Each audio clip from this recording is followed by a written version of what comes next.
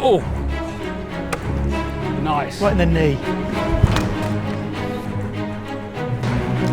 Nice.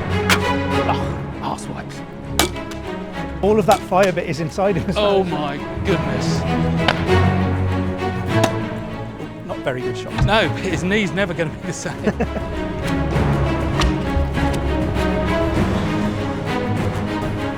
that's the thing. That's my daughter's football goal, that is. Sorry, Todd's daughter.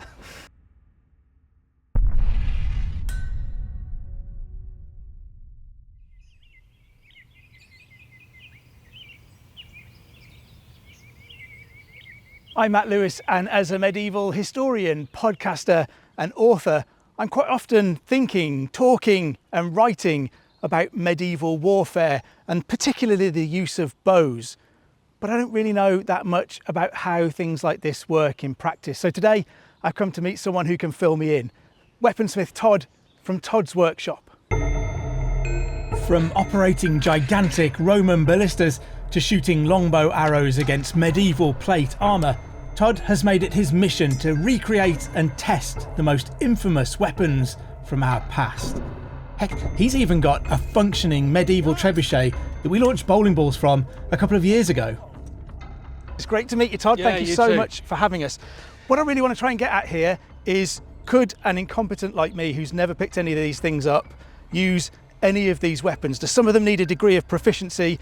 Are there some of them that just about any idiot could use? I mean, you've just kind of summed it all up. Some of them any idiot can use. Some of them really are quite sophisticated and difficult, but almost all of them you can just get straight into with a base level. You're not going to be the best, but you'll accomplish something that the other side doesn't want you to do, something unpleasant to them. So we have got some spears on the end here of various kinds. We've got sort of throwing things, plumbata, axes, hurlblats, and then we've got bows. So longbow, crossbow, oh, and then staff sling. I forgot the staff sling and the regular sling. Right, let's see what any old idiot can do then. Well, Where are we going to start? We're going to start with the idiot thing, but it's more deceptive than you would think. A rock. One of the most ancient forms of ranged combat, the hurling of stones or rocks, can be traced back to our earliest ancestors. Throughout the battles of antiquity, the sieges of the medieval period, and even the riots of today.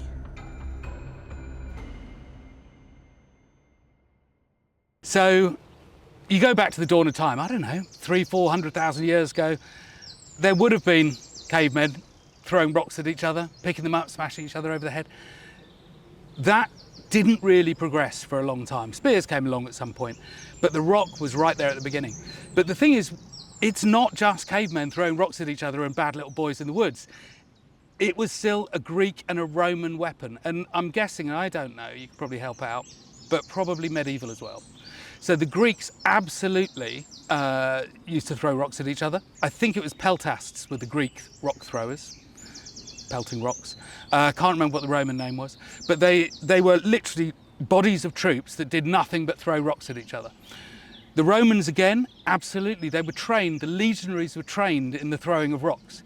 Because as Vegetius, one of the authors on Roman warfare said, a period author, battles are so often fought in rocky places, so teach your troops to throw rocks.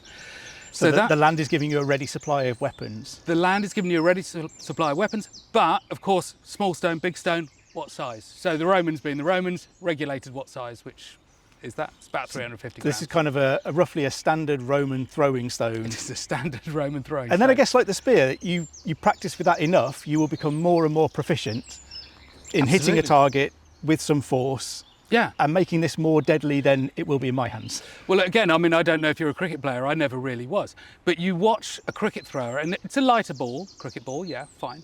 But I think it's about 140 grams, and that's quite a lot more. But you see the accuracy and the power that they can deliver it, and baseball players over in the States, the way they can deliver those balls. You get a rock thrown at you by a baseball player or a, cricket player, it's going to be accurate and it is going to be hard. You know you don't want to be there. We don't have to show people on film. You know that you don't want to be there. Yeah. So this is the beginning of missile weapons, but it's also a really long-lasting thing because it's so simple, but it's so effective. It's so simple, but it's so effective, yeah. Simple and effective it may be, as long as you could aim. So has he got a name, by the way, Al? His name is Joe. Joe. He's slightly poorly from some medical experiments that he's been through. So we thought before he perishes completely, we'd see what other pain we could subject him to. And I suspect I'm going to subject him to no pain because I'm not going to hit him.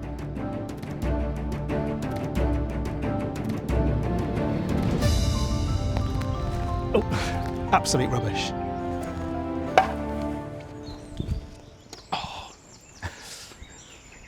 Yeah. One day I'll get him. So assuming one day I actually got reasonably good at throwing that stone, clearly that's not today, what would be the next evolution of that? How would I refine just throwing a rock? Well, I think that's actually quite a big rock, okay? So that's not something that you can easily throw in a sling. So the sling is what you want, but this is not the rock for it. That's going to come back for the staff sling, so that's later on. But this is the regular sling, and it throws smaller rocks. So if you have a look at that. And so we've just literally got a small piece of leather, 2 holes, bit of cord on each side. Incredibly basic. Exactly what you'd imagine a sling to be. Yeah. It's even possible to make them just woven out of one piece of string, basically, one piece of cord. But we all know the biblical story, David and Goliath. And the point about that story is it didn't matter that Goliath, was a giant, and that David was small. He's got a weapon there that can break bones. So, it's absolutely feared in both Roman and medieval warfare that those are the sort of things that will break your arms and your legs, even though they're small stones. And the reason for that is they're going so darn fast. So this is essentially a force multiplier at that point. This turns absolutely. the small guy into a big guy, Yes. or a small guy who can defeat a big guy. And I guess people might have heard of like the Balearic slingers. They're quite famous. You get cultures who are good at refining this and making this into their weapon of choice on a battlefield. Yes, absolutely. So the Balearic slingers now, it's still a tradition that they pride themselves in. So they still run their slinging competitions every year. But again, they were well known back in Roman times. So, there were whole bodies of troops which they used as auxiliary troops, Balearic slingers. And again, we said before, this looks ridiculously simple. It does, but it's not. It's not. So it really is the simplest of weapons to make. You have a piece of leather there. You can do it just with cord, very simply. This is just the way I've done mine. You have a finger loop, they all do. And that goes on your finger here and it stays attached to you. So the other half is you've got a cord with a knot. That's pinched between your thumb and finger. So effectively, we have a safety training weight here for you. This is slings with stabilisers. This is slings with stabilisers. So obviously you whirl it around your head, which is just one way of doing it. It's just the way that I favour. Saying that, I also have to point out I don't do this a lot, but I'll be all right. So really the trigger is your thumb and your finger in that knot, that when you're ready to release it, you open it and it just drops. I mean, it is as simple as anything can be.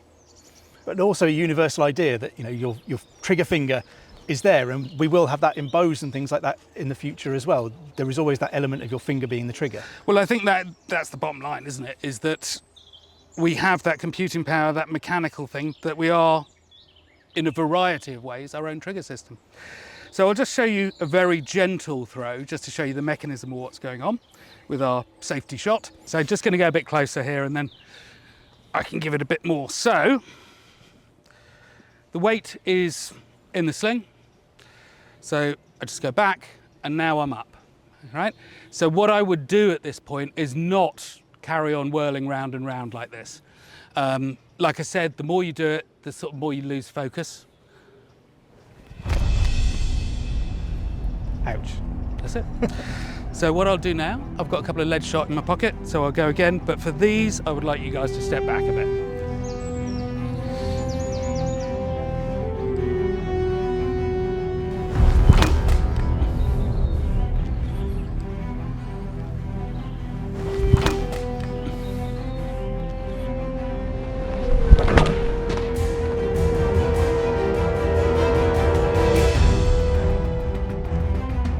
Wow, so I'm starting to see how specialised that weapon must be. It's not as easy as just aiming it and letting go. No, it's really not. I'm slightly terrified to ask, but can I have a go? Absolutely, I'd be disappointed if you didn't. That's why you're here. So have a go and we'll see what happens. Just practice getting this swinging up into the air. So just a little bit back, a little bit forward, and then just get it up and twirling. That's it.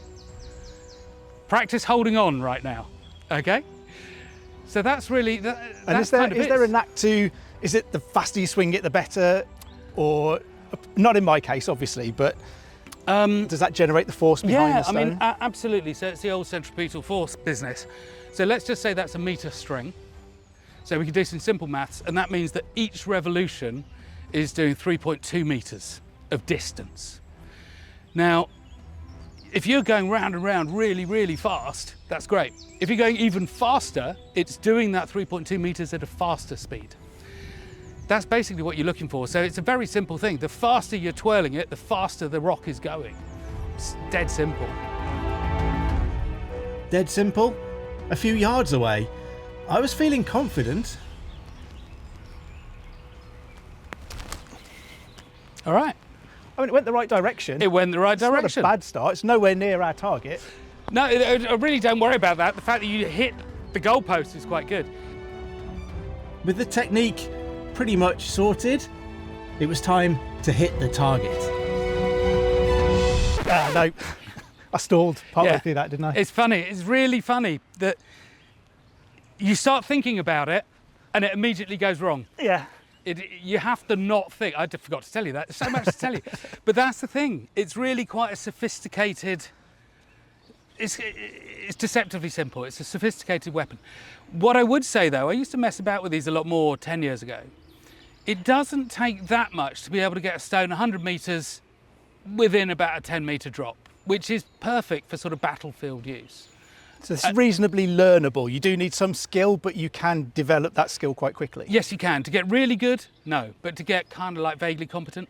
And don't forget, by the time you get to certainly, well, medieval Roman times, my dad was Italian. He was taught by a farmer to use a sling to keep the birds off, and he got apples in exchange. That sort of transaction would have been going through history. So an awful lot of people, even if they don't use it all the time, have used it. And they're competent with it to a level. Yeah. Competent enough for simple battlefield use. More competent than me. And me, but yes. Bluntly put, yes.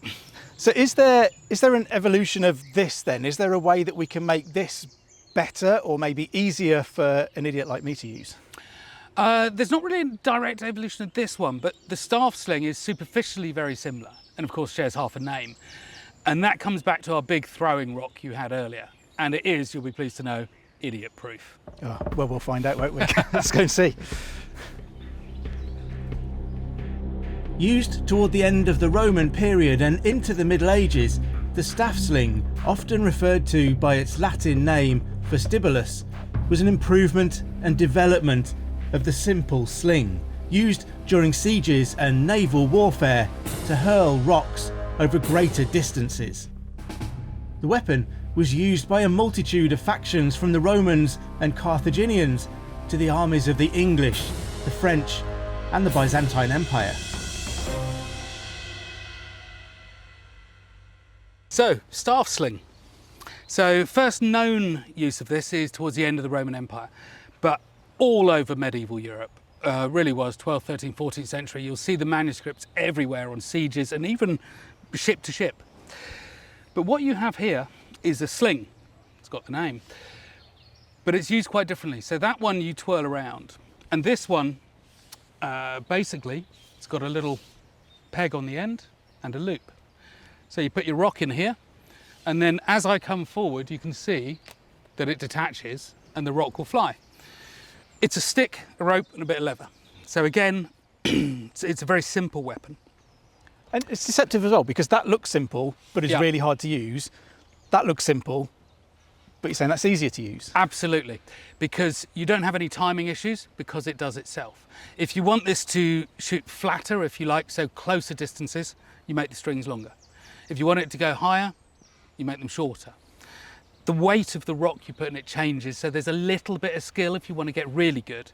But fundamentally, if you just want to throw something, well, rock-sized, over there, it really is an idiot's weapon. I could train a 10-year-old to do it. I could train I'm not going to say 80, but a 70-year-old guy could do it. They've got the energy to throw this, reasonable distance.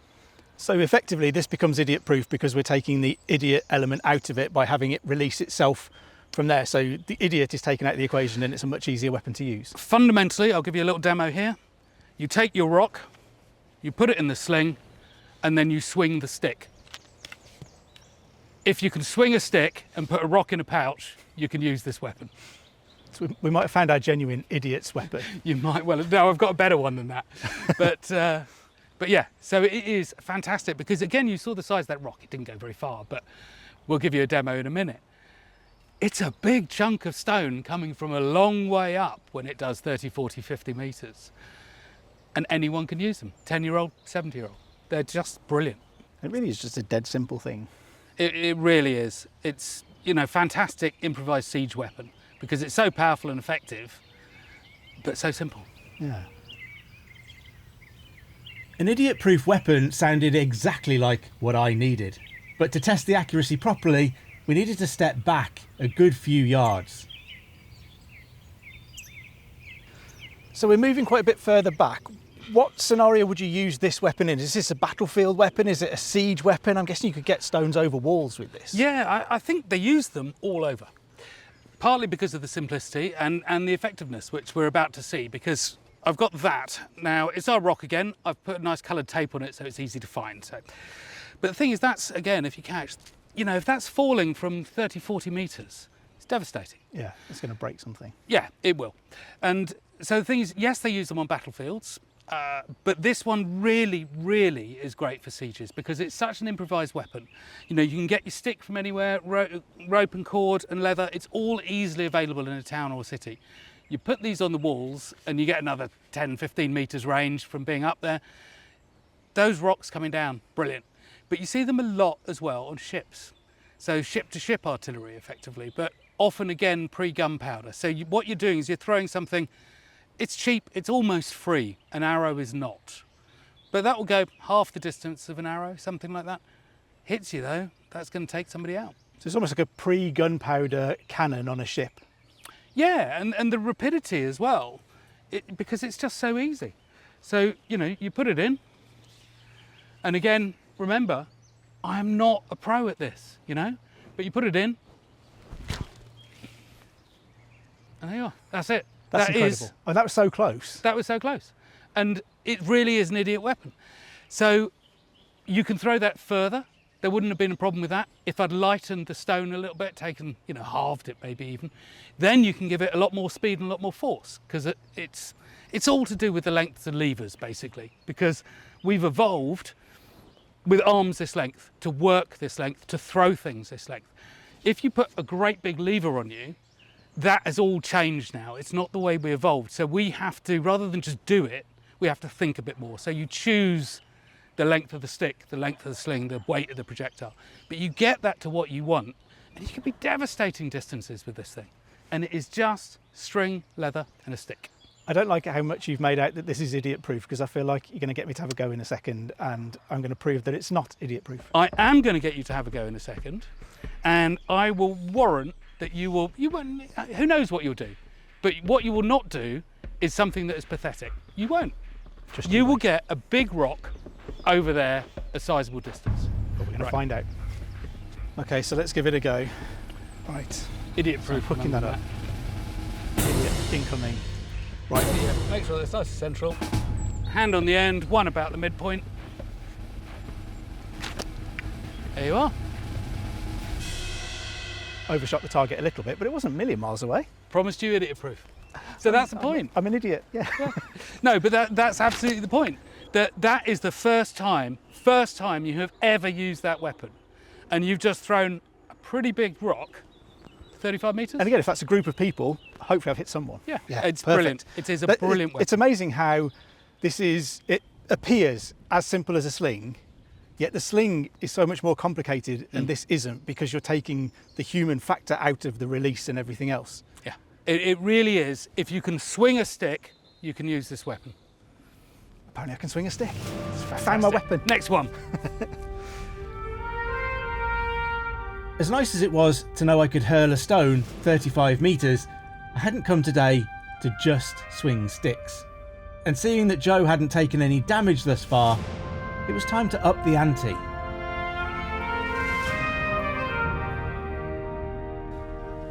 Right, so I feel like as an idiot at war, I might have found my weapon.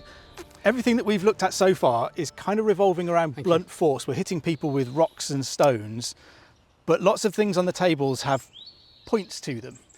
And I guess a spear is the most famous variant on this kind of idea of sticking someone with something sharp from a distance. What do we have in the way of spears? Yeah, well, we've got these fletched javelins and we've got a pilum.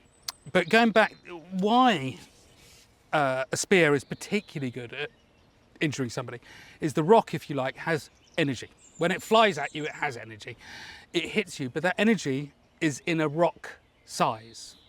Now, if you take the same energy, for instance, which your arm can generate because it's now throwing a spear, that energy is not in a rock size, it's concentrated onto that point. It is literally a force concentrator.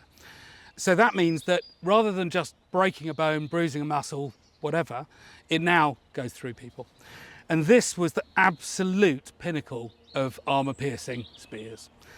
Now, not armour-piercing so much in the sense of steel, although I've certainly seen it done myself where this has been thrown through a helmet, this very spear, but particularly shields.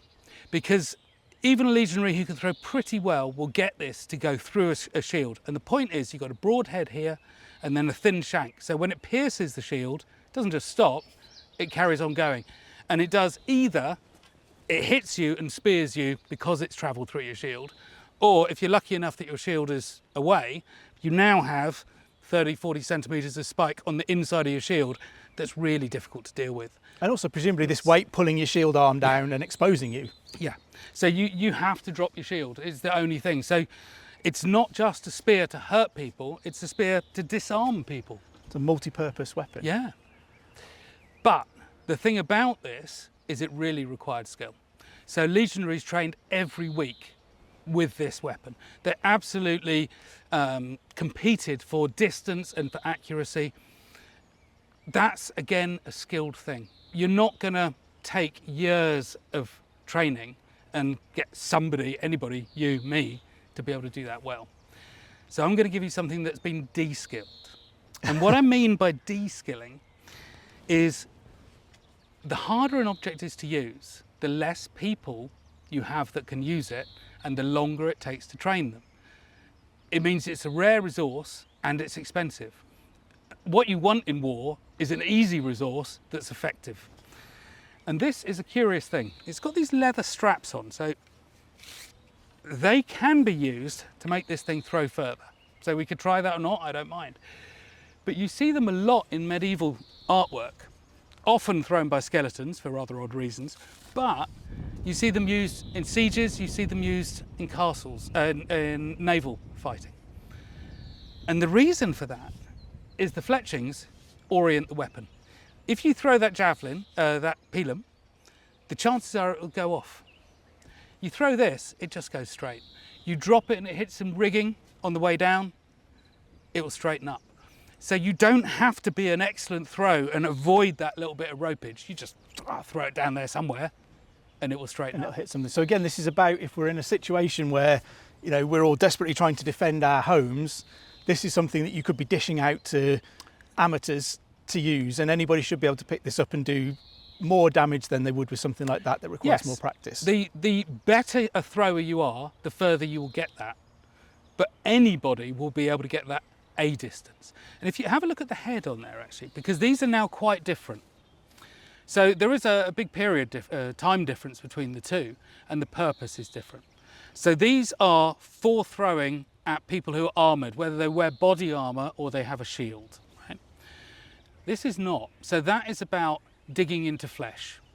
So it's people who are not wearing armour or little armour, and it's also horses a lot. So different people in different parts of Europe use them. So the Irish used them an awful lot in the 14th and 15th century. against horses, and 16th century actually, against horses. So they were famous for doing that. The Portuguese and Spanish, on the other hand, they used them on battlefields, and you see them a lot there, in open warfare, whereas the Irish are fighting a bit more sort of guerrilla actions. But so they were widely used, different people, different periods, but interestingly the head always remains pretty much like that. It's incredible the effort that goes into crafting these weapons to reduce the amount of skill that you need, so that literally almost anyone can just walk onto a battlefield and take part. Even if they're not professionals, they can be proficient. Absolutely. I mean, don't get me wrong, the Spanish and the Portuguese particularly had specialist troops for these, but they didn't have to have them. And if push comes to shove, you know, if your city is besieged, I can throw that off the top, you can throw it, your wife can throw it, my child can throw it. As long as you are throwing it a bit of a distance from the walls down there, it will do somebody some harm. Should we find out? Shall I give it a go? Absolutely. Well, actually, I think you need two. I can't just do one. It was the Irish way. They seem to carry them in pairs, 2s or 3s, but...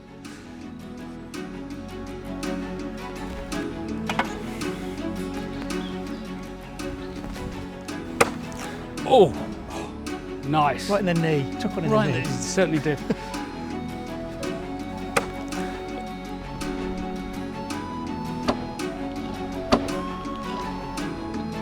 I can't believe I actually hit him.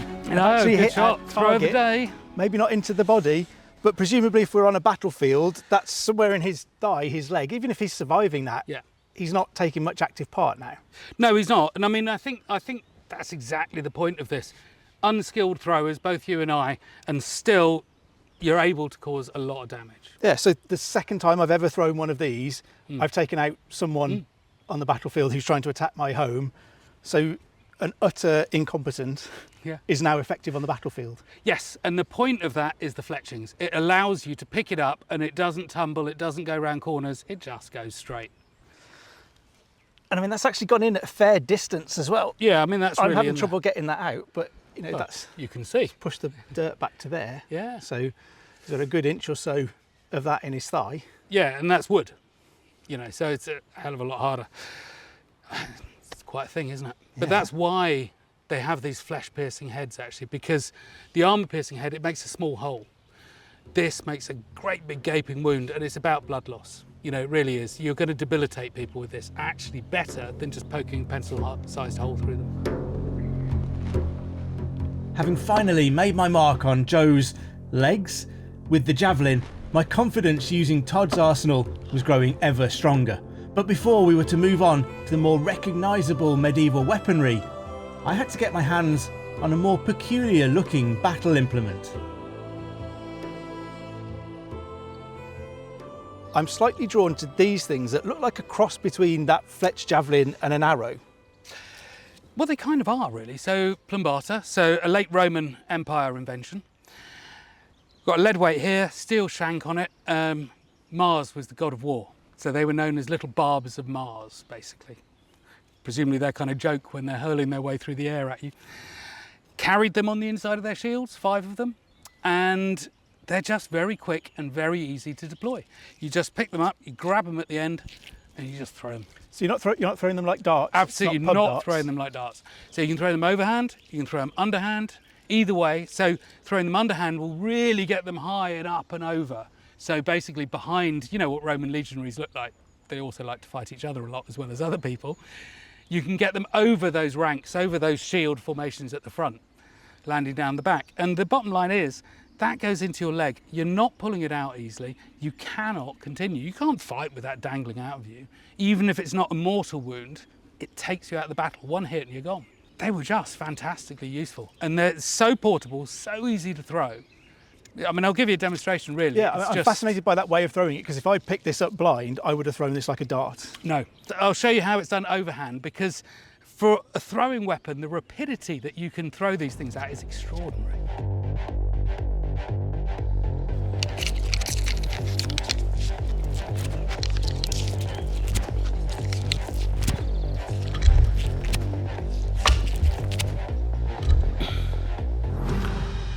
Fast. I mean, fast but accurate as well. That's 2 in him and a couple all around him. So again, if he's in a group of people, he's done for. Potentially a couple of other people are as well. That's a pretty devastating weapon. And this is what, 15, 20 metres, right? So I can throw these about 60, 70. I've got a friend who can do 120 metres with them. You multiply that by hundreds of other guys throwing these things. I mean, just imagine being on the other end of that. It's like a Roman arrow storm. We think of medieval arrow storms. It is, but we need to go and have a look at that one that's in his chest particularly. Yes, see what that's done to our Joe. Well, that's incredible. So the second one that hit him somewhere up here has fallen out, but that Yeah. would have been in his throat or in his Yeah. face. But this one has properly lodged right in his chest. Yeah. So that's from there. Now, also, did you notice, interestingly, the angle was there. It wasn't dead straight on because this is quite close. So it takes a little while to self-align, but you get that out at a great distance, you know, 30 metres, something like that. They're coming in dead straight. Penetration will be better. Yeah. But still, that's done some serious damage to this guy, hasn't Yeah. it, Todd? That's gone in a fair distance. Presumably that's in his lung. Yeah. And you pull that out and you've got that barbed head on it as well. You're causing more damage. This guy's in serious trouble there. Yeah, I mean, you know, the Roman physicians used to work on the basis that if a wound to the torso was more than 2 inches deep, it was almost certainly fatal. Almost certainly fatal. Sorry, Joe. He smells anyway, so it doesn't. There we are. Right, definitely your go. What the Plumbata lacked in size and intimidation, it made up for in speed, deadliness and versatility. Hurling the weapon directly at the target was one way of using Roman war darts. But what about other methods? So here's my challenge, Matt. We were talking earlier about how to throw them. So first one up, you got one in your hand, throw it as if it was a pub dart. See what happens. Which is what I would have done if I'd come to this blind. I would have assumed that was Yeah. the way to do it. Yeah, so it's, you know, a little limited on distance, but go for an underhand now. Oh, so Too much height, not Yeah, enough but distance. properly high though. Yeah, and by the time it's coming down dead straight. Yeah. The fletchings have kicked in. Yeah, totally. So go overhand, nice and long, back to Joe again. Oh, lovely. Yeah. Lovely. Oh, I'm and again. I'm getting close to him. Yeah, If he's so- moving towards me, I'll allow myself, if he's coming towards me, I've timed that perfectly. But absolutely threatening him. But the point is, throwing it like a pub dart. Does not work at all. No, rubbish. So we're not quite sure, did they do it overhand, did they underhand, did they change? But what we do know is they did not play pub darts with it. Yeah. But still, even at a different range, massively effective for someone who has no idea how to use this. Yeah. From a less well-known but extremely effective ranged weapon to a common feature of numerous period films and TV shows set in the Middle Ages, the axe has become synonymous with medieval battles and most notably the Vikings. Its roots date all the way back to the early Stone Age, when hunter-gatherers used primitive versions for all sorts of tasks. And the axe would become closely associated with Norse warriors in the early medieval period and remain at the core of weaponry throughout the Middle Ages. My eyes are being drawn now to something I think we feel is maybe quite Hollywoody. We're used to seeing people running around with axes. Yeah. Is this a normal fighting axe? It's not a fighting axe. So you can look, it's got a really quite unusual shape and the edge is coming down here. So it's not for working, it's got no practical purpose. You could fight with it, but actually this is what's called a Francisca, used by the Franks. So sort of 6th century, 7th century, something like that. But again, I can't think of any other culture through Europe that used throwing axes. You know, it's really particular to them, and then it's basically died out. So we should definitely not have that Hollywood vision of Vikings running around throwing axes at everybody. No, the Vikings very much associated with fighting with axes. But, you know, the big Dane axe, sort of smaller actual hand fighting axes, single hand fighting axes, but not, as far as I know, throwing axes. So this really was the Francisca, and then axe throwing really stopped. But again, there's the Hollywood thing. Can I just borrow it back? The Hollywood thing where it doesn't matter where the guy is, what distance away. He could be 100 yards or he could be here. But the axe will get thrown, it will beautifully move hand over hand, and it will end up in the middle of his forehead or his chest or something like that, edge on. Preferably in slow motion. Oh, totally. But the problem with that is that requires you to know exactly how hard you're throwing it, how fast he might be moving, how far away he is. All these calculations are really hard to do in the heat of battle. A good person will be better than a bad person. But the truth is, most of the time, this thing is going to end up handle on or not quite landing as you want it to. Yeah, you've got kind of a small window of success. So I guess Yeah. if I'm a novice, I'm picking this up, this is not going to be very much use for me. Maybe if I'm skillful, but in the heat of a battlefield, when I'm running around, you're running around, everything's moving, I can't tell you to stand still while I pace out a distance at which I'm comfortable throwing this at you. No, but you don't know, if I throw that at you, how that's going to land. So you do what every other person on the planet does, is you put your head behind your shield. You've taken your eye off the ball. And at the point that you lift your shield up, you're exposing your groin downwards. Great, lovely, somebody will poke you with something. The other thing is, you're not watching what's happening on the other side. And it's that thing. This thing comes hurling at you, whether it lands this way or this way or this way, you don't want it to land any which way. No. You duck. So that's really what it is. It's a distraction tool. So if we're boxing, that's almost like the jab. That's while getting my range, something else comes in distracting somewhere else. you while something else is going to come in and get you from somewhere else. That's not meant to do the damage. That's meant to distract you while something else does. Great if it does, but it's not. I suppose that's an excellent analogy. Great if it does, but it's not its primary function. Because, throwing this in the heat of battle, it's going to hit you somewhere. It's heavy. It's going to hurt. But actually, the only bit that's really going to cause you damage is this edge. And the chance of that landing true is pretty slim. The other thing that caught my eye on the table next to that, which seems to compensate maybe for the shortcomings we've talked about, I think you're is, exactly right. is this Crazy terrifying thing. spiked item of doom. What on earth is this? Well, that is not the imaginings of a psychotic 14-year-old boy in his sketchbook. It really is a real weapon. It's a hurlbat.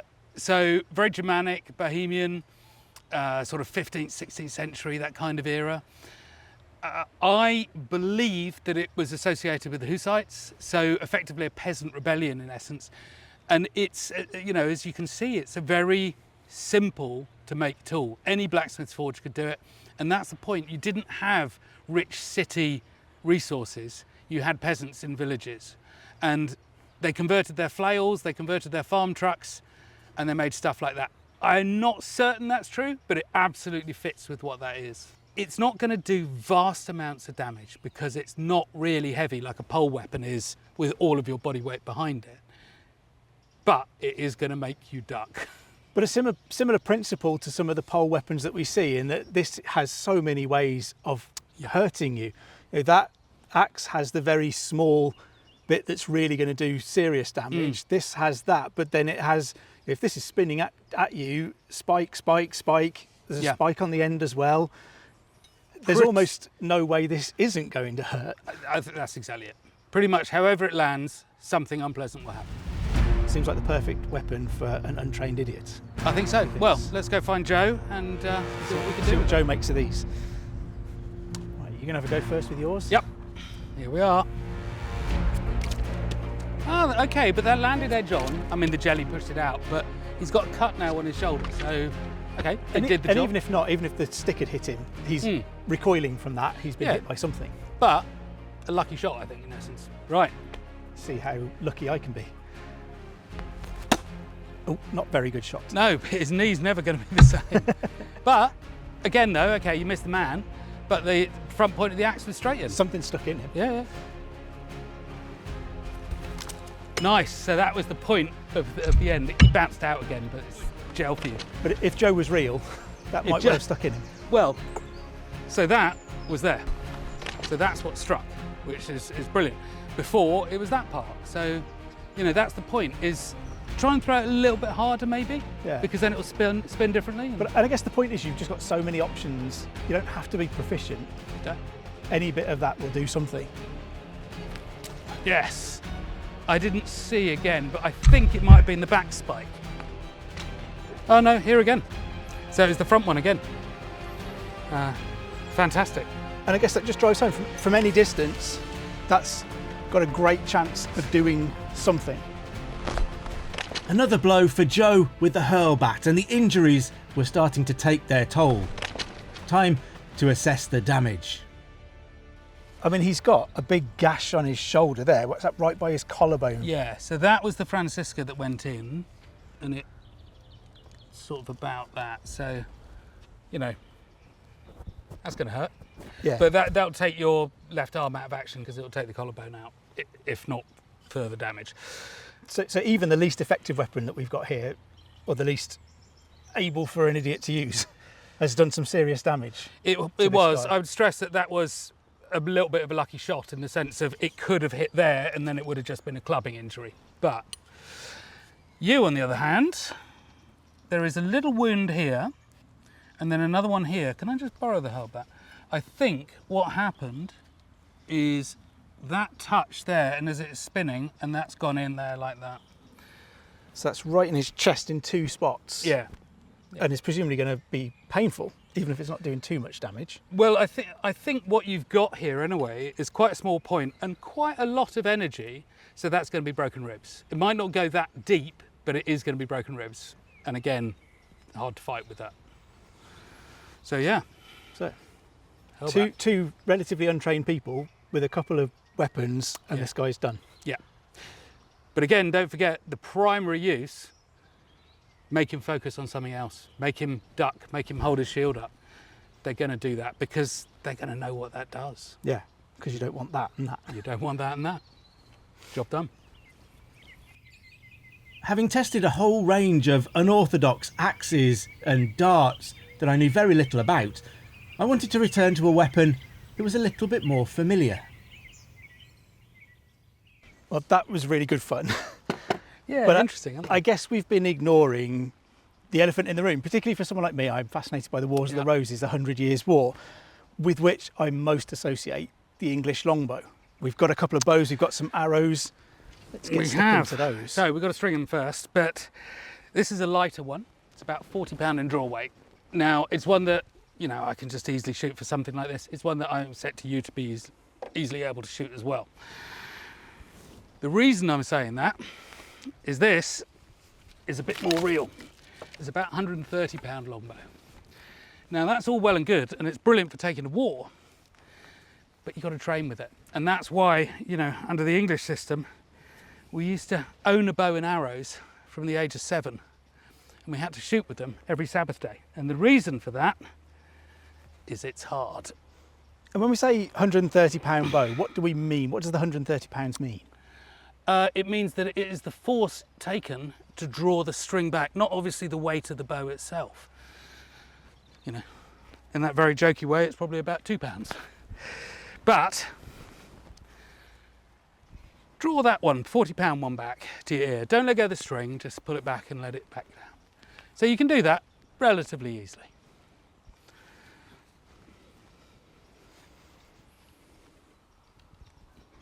And that is much, much harder to get any so kind of you're distance about on. that kind of far short. More than I'd expect you to do, actually, so well done. but what it means is that any efficiency in the making of that bow is just wasted because you're just not able to deliver the potential that thing's got. And that's the problem with longbows. That really is the problem with longbows. You have to be trained from a young age for the high poundage, heavy bow shooting, the great distance shooting. If you're not, it just doesn't work out as a weapon of war. Not really, not for distance. So this would be a really specialist tool that would be wasted on me. Absolutely wasted on you. There are men who can shoot it. You know, there certainly are now and there certainly were then. More supply in England because we had the laws. But they still could on the continent, but not enough for them to field armies. And that's why we were able to field regularly armies full of archers and they were not. So they had to rely on the crossbow. But first off, I think we'll shoot these, or shoot this one, and then we'll move on to the crossbow. We'll talk a little bit about the differences between the two. Yeah, wonderful.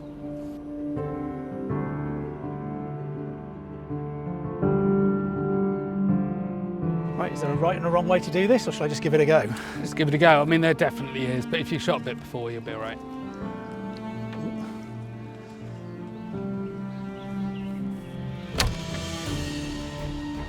I've worried his friend.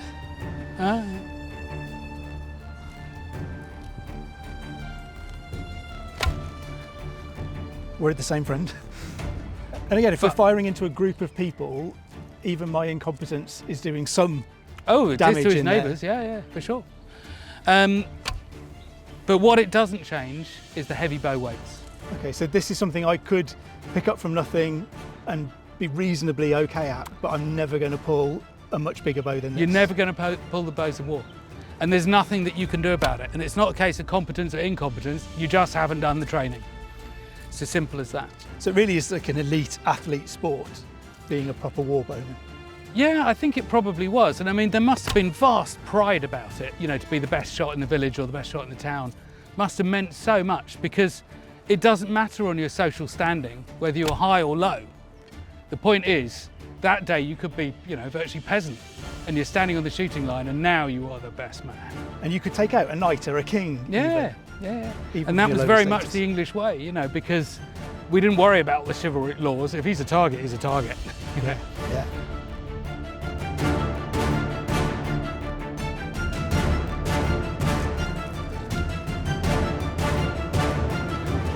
So that's the thing. That's my daughter's football goal, that is. Sorry, Todd's daughter. Well, I didn't manage to hit Joe specifically, unfortunately, much to my disappointment with this.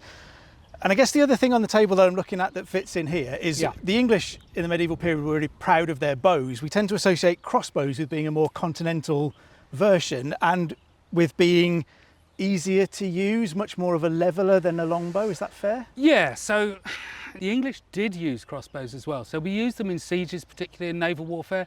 So don't think that we only had longbows. But as we said earlier, we had the laws in England about training from a very young age to shoot the very powerful bows. They didn't have that on the continent. So if they wanted to shoot power, they couldn't use the longbow. They couldn't deliver lots of men to do it, but they could use crossbows. So they did. But you go to countries like Italy, where they're really famous for producing crossbow mercenaries.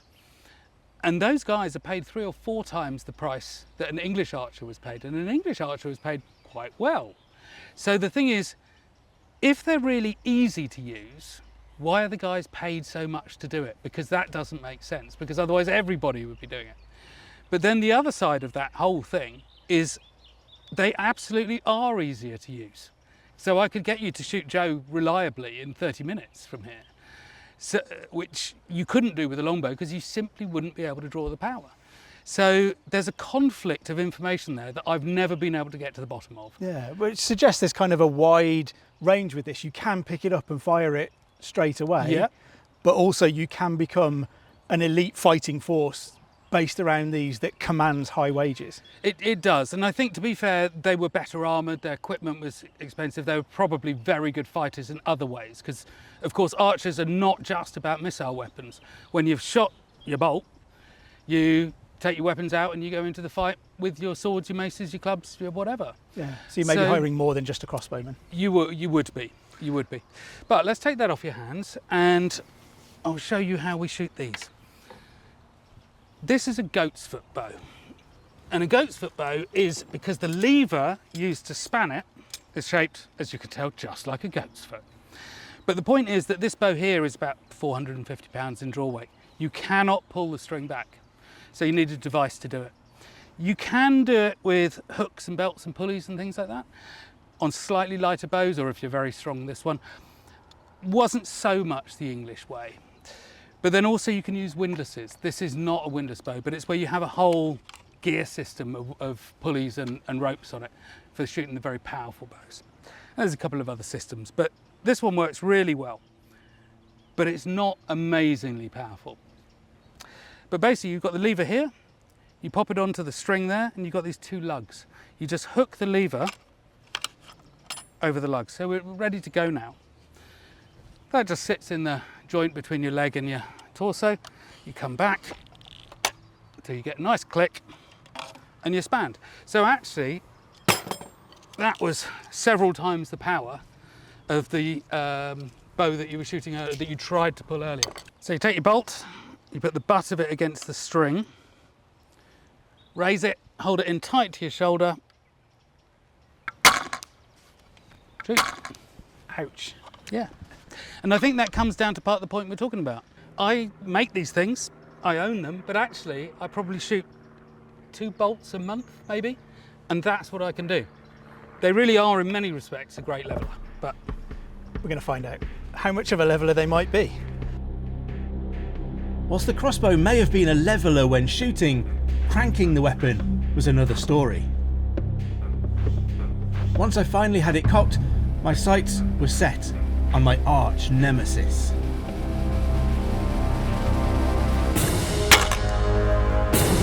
Got him. I finally hit Joe with something. So there you go. And that bow is equivalent to about a 100-pound longbow, something like that, because the poundages are different on crossbows and longbows. But a big windlass bow is as good as the biggest longbows that anybody can shoot. And you could do that. If you can do that, you can do a windlass bow. So I could never fire a 100-pound warbow, but I can fire this, which is pretty much the equivalent. And, Yes. And there's the leveler. Finally, a direct hit that landed flush on Joe. But just how much damage were these crossbow bolts capable of inflicting? Are we like 4 inches in? Yeah, thereabouts, yeah. And fairly consistently, even mine is almost the same distance in as yours. Yeah, and that was literally your first shot. They're amazing things. It's terrifying. And, just look at the amount of damage that those have done. The way they've gone in that distance and split all of that. We can do more though. So if you look at the points on this, they're just simple round points. They're what are known these days as field points. Easy to go into targets, easy to come out. But of course, easy to come out was not the medieval way. This is the medieval way. And that just looks way more fearsome. What is that about? What is that trying to do? Well, very simply, you've got 2 things going on. The first one is the obvious one, which is you end up with 2 barbs that make it very difficult to draw it out of the wound. Right, well, if you can't get it out of the wound, you can't fight with that in you. You know, you can fight with a little pen-sized hole in you, but you can't fight with that dangling out of you. But the other thing that it does is if you imagine those bolts that we had earlier, it makes a hole in you, right? But it sealed the hole it's made, and that restricts the amount of blood loss there is. This one cuts a hole that is wider than the shaft, and that means that you get a lot more blood loss that will leak past the shaft. So simplistically, this will kill you faster than the one that we were shooting before will kill you. And it's more debilitating if you're losing blood all over the place. Yeah. You're out Yeah. of action much, much quicker. The other thing I'm noticing is we've not got feathers here. No. We've got wooden flights. What's going on there? So the wooden flights, again, it's one of these things that we're not entirely certain of. But what I can tell you is that when you fletch an arrow and you put it into storage, if I've had arrows for 10 years, just as part of my kit, they go really moth-eaten and doggy. There's a mite, there's a bacteria, there's something that kills them, just eats them. There are wooden fletched crossbow bolts in museums and castles in Europe now, because it was more of a European thing, which are still as shootable now, 500 or 600 years later, as they were the day they were put in storage. And I think that that's what the wood is about. You do it once, you never have to do it again. Now, you can't do it on arrows because of the way it passes past your hand and the bow. If they could, they would have done, because it's perfect for storage. But there's something else fascinating about these. What can you tell me about the shape on them? Do you notice anything? They're curved. Yeah, they're bowed curved, a little bit there. like a plane wing. And this was the way they made them. So they literally have a differential lift one side on the other. It causes that spin that you want to keep the projectile going straight. Very deliberate, very clever, and they knew it worked, but there's no way that they knew how, because this was even before Leonardo da Vinci was doing his stuff on flight. Nobody had any idea why this was working, but it's what they did. But it worked, so you carry on doing Yeah, it. so It's really like putting the clever. laces on an American football to get the spin, Yeah. to keep it going where you want it to go. This is going to be travelling through the air like that. Yes. Because of the way they've shaped those. Yeah. Fascinating. Yeah. And they did it because it worked, but unwittingly. They Yeah. couldn't have known why it worked. So do we think this is going to do more damage to Joe than the other arrows did? It should do, yeah. I mean, the gel is quite clingy, and this is a bigger surface area, so actually it might not go as deep. But you know what? Let's find out. Let's find out.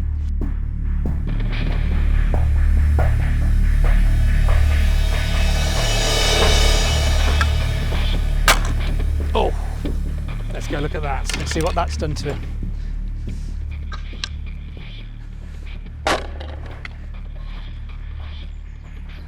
Oh, wow, that really has gone right in some distance as well. Oh, but you should see it from the side here, actually. Yeah. Oh, wow. And yeah, you can see that wide channel where it's gone through as well. Yeah. And it's been widening the wound as it's gone. Yeah. And what, we a good 4 or 5 inches in there? Yeah, something like that. I mean, we mustn't forget that ballistic gel is not a true analogue for flesh. And the thing is, through flesh, especially here where there's nothing substantial, that bolt would have gone straight through. And I've shot these from more powerful bows at this stuff before. And actually what happens is the wooden flights end up cutting their way through as well. So they become part of the wound channel. And it's not just the head, it's the flights that follow. Yeah, so they're winding the wound even. That's terrifying. Yeah. Should we see if we can pull it out? Yeah, go. Oh, and that has sucked in all around it. But yeah, so we've gone in like all of that length, and look at that flaring there that's opened the wound up. Absolutely. And again, under the Roman surgeon's rules, the guy's a dead man. But the thing is as well, even if we doubled or quadrupled that distance, you'd still be threatening him directly. You know, you're a good enough shot to threaten him, but also let's say the two guys on his sides, because nobody goes to war alone. All of you are under threat from you, a complete novice, at really quite a considerable distance, you know, maybe 80 meters, and they're still going to be worried. It's just terrifying how easy it is to do that much damage. It is, but we do have something more terrifying yet to show you, another development, which is fire arrows. With accounts dating back to the Assyrian siege of Lachish in 701 BC and all the way through to the late medieval period, flaming arrows have long been used on the battlefield. Terrifying as the looming fire arrow storm may look in the films, however, I wanted to find out just how practical they were and how often they were really used in warfare. So fire arrows, Todd, we're thinking bows, big lump of fire on the end, glorious slow motion. Have the films got that wrong as well? Well, they're right about the fire. There is fire involved, but not the way they do it, and not the way most people think it was done. So, firstly, they were expensive, they were complicated, they were difficult to make. So you don't waste them in an open battlefield. They're great for film because it allows you to see an arrow, which is a really hard thing to see on a film. You can see it easily, and especially if there's any archery at night, if there weren't fire arrows in a film, you'd just have a black sky, and everybody going, oh, what's going on? You know, it doesn't work. So that's why Hollywood uses them a lot. But they were used in naval warfare, and they were used on sieges, attacking the towns and the cities, not coming out of the towns and cities. So that bit's all correct. But if you just put an oily rag or something like that on the end of an arrow, it goes out when you shoot it. And they knew that. So they had some kind of ways of doing it earlier, and that was fine, and possibly even the Romans did it. But then by the sort of late 14th, 15th century, they started to use oxidizers. So basically the same stuff that is in gunpowder. And that really allows you to propagate a fierce flame that doesn't go out when you shoot it, and is really difficult for you to put out as a defender when it lands on the ground. And that's really what the revolution was in fire arrows. Lasted for a while, all the way into the mid-17th century, English Civil War, and then seemed to have disappeared. So we're talking rather than firing something flaming, you're talking about using its motion through the air and the air that's being drawn past it to help ignite it and make it burst into flames more? No, there were some slightly mythical ones where apparently if you made them, they were fine, and when you shot them, they burst into fire in the air. I'm not quite sure about the truth of that. No, these ones, I'll show you, it's a simple thing in a way. The concept is great, that what you've got, if you put fuel on the outside of a rag or something like that, the wind rushing past it will just blow it out. So that's it. If you put fire inside a tube to protect it from the wind, it goes out because it's now smothered. You put the oxidizer in it, and suddenly it can burn inside the tube. So it doesn't matter if the air is rushing past it or not rushing past it. They even burn underwater, these things. Wow. So this is maybe a little bit more like a grenade? Again, no, sorry, Matt, because a grenade explodes. And they had grenades, both incendiary ones that broke apart and had a liquid that just oozed everywhere and caught light, and ones that actually exploded as we would understand a grenade to be. These are not those. So what we have here is a rosin jacket on the outside. So rosin is just a pine resin, and you have well, you can do one with me actually. We'll shoot a couple. We have a fuse peg. That's put in during manufacture. And you pull that out, just twist and pull out, and you've now exposed the inside of your charge. You have a little pokey stick, that's its technical term, it's the same in Latin. So you now poke the fuse inside the charge there. Do you want to do that one? I'll have a go at one, the pokier stickets. Yeah. Right, let's see if I can get this in. And we're just poking this into the hole so it goes somewhere into the middle of the fire arrow. That's it. That And good? it feels like it doesn't want to come out. The reason you put it in the rosin jacket is it keeps the moisture out, because all the oxidizers like to absorb water from the atmosphere. And so if you just left it in a linen bag, for instance, it would end up just not working properly. So that's now ready to go. So it's just plugged onto the end of a crossbow bolt. So that's now ready to shoot. So we're going to light up a piece of match cord, and then we have to go through the spanning process again on the bow. So match cord is just, again, it's what they use for lighting cannons and early matchlocks. So it's a piece of rope which has been impregnated with an oxidizer. This is obviously my tinderbox, by the way. So you can see you've got a glow there, and that won't go out. It'll just stay smouldering like that. Won't burst into flame, won't go out, just does that.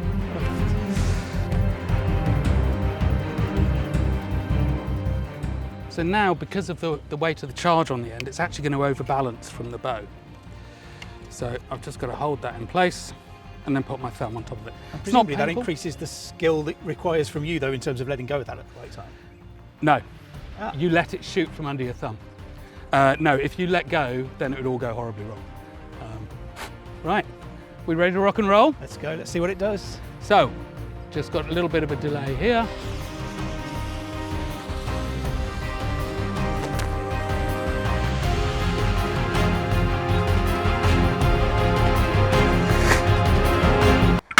Ugh, arse wipes.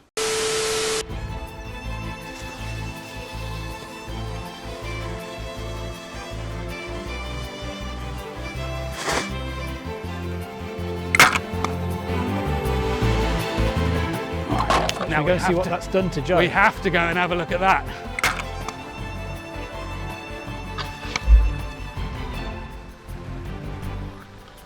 Well, that's lodged right in, smoke, it was burning inside.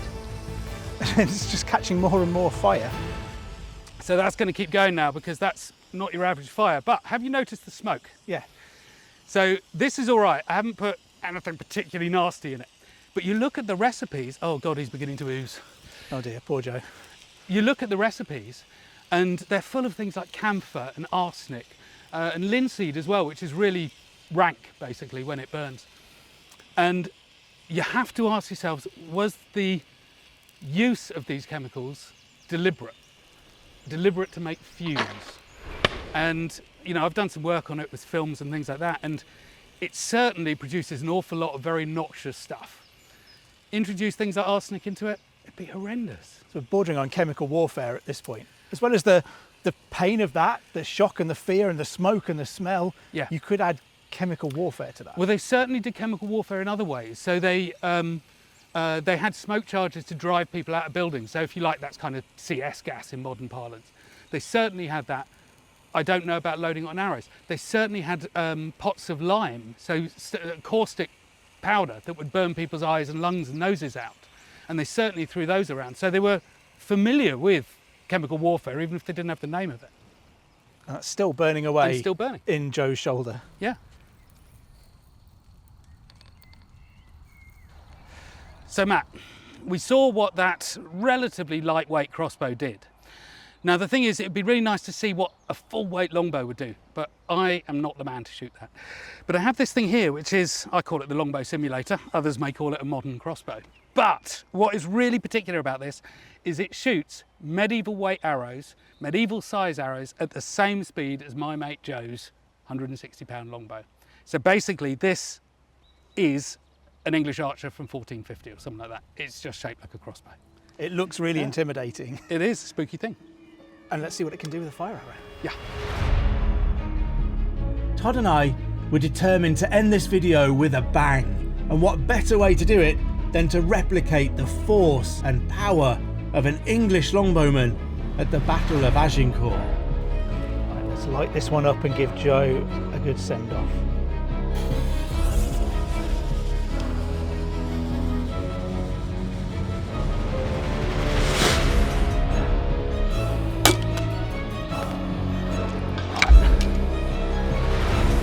Oh dear.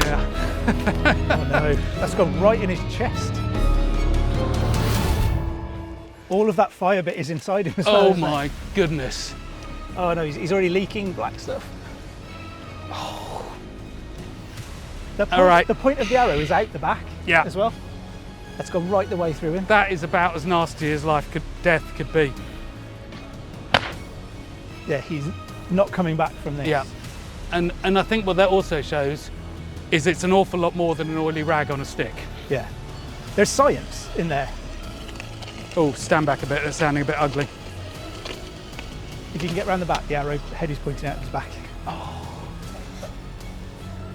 Oh, actually Matt as well. Look at the burn. Oh wow. You just see that's just burning That's inside, isn't it? that's just about to pop boiling through. and bubbling. You see just behind Oh, and there, it's leaking. Boiling. That is vile.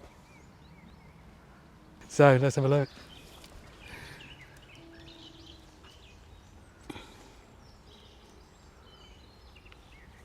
The inside of Joe. Yeah. And you can see right the way through him. You can see right, if you look down, you can see right through him. Oh, goodness, yeah.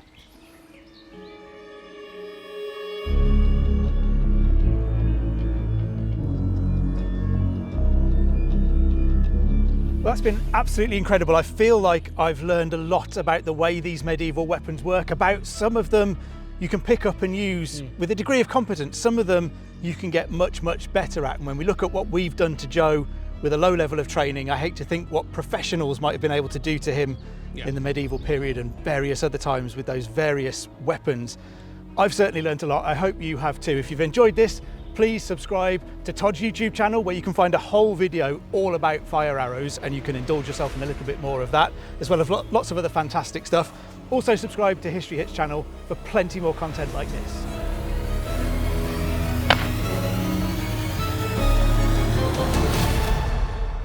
It's just practice getting it up, if you like. So I'll rephrase that. Yeah. So, arse wipes.